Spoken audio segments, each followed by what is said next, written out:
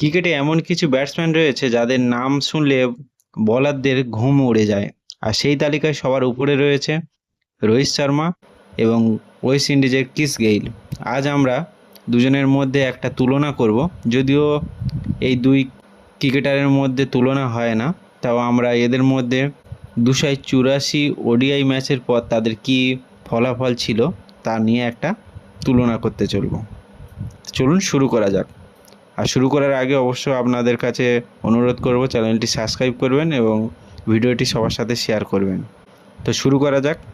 প্রথমেই রোহিত শর্মা, যাকে হিটম্যান হিসেবে পরিচিত, যিনি ওডিআই ক্রিকেটে একমাত্র ব্যাটসম্যান যিনি ডবল সেঞ্চুরি 3বার করেছেন, যার 264 রানের ইনিংস আজও কেউ ভাঙতে পারেনি। আর অন্যদিকে ইউনিভার্সাল বস অর্থাৎ ক্রিস গেইল, বিশ্ব ক্রিকেটে ভয়ঙ্কর পাওয়ার হিটার, ছক্কার বৃষ্টি যেন তার ব্যাট থেকেই ঝরে।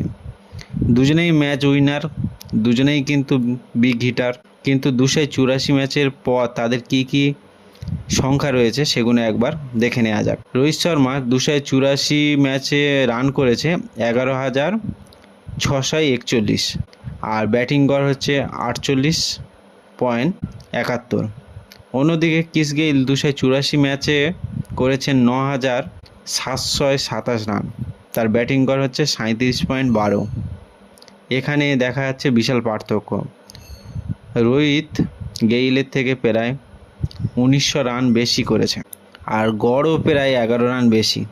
এরপরে যদি আমরা স্ট্রাইক রেট দেখি, তো 284 ম্যাচের পর তার স্ট্রাইক রেট হচ্ছে 92.85, সেখানে ক্রিস গেইল হচ্ছে 85.52, অর্থাৎ 85.52।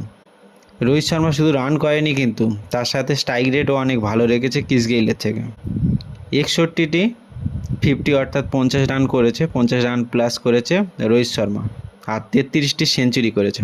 গেইল সেখানে মাত্র ঠিক বলা যাবে না, কারণ রোহিত শর্মার থেকে তুলনামূলক অনেকটা কম, সেখানে 49টা 50 করেছে এবং 23টা সেঞ্চুরি করেছে।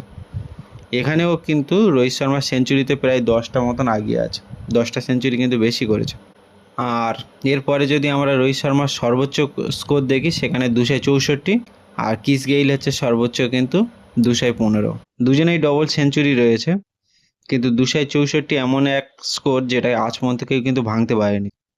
তাহলে আমরা দেখতে পাচ্ছি যে বেশি রানে রোহিত শর্মা আগিয়ে, বেশি গড়, বেশি স্ট্রাইক রেট, বেশি 50, বেশি সেঞ্চুরি এবং বেশি স্কোরের দিক থেকে কিন্তু গেইলের থেকে রোহিত শর্মা অনেকটাই আগিয়ে।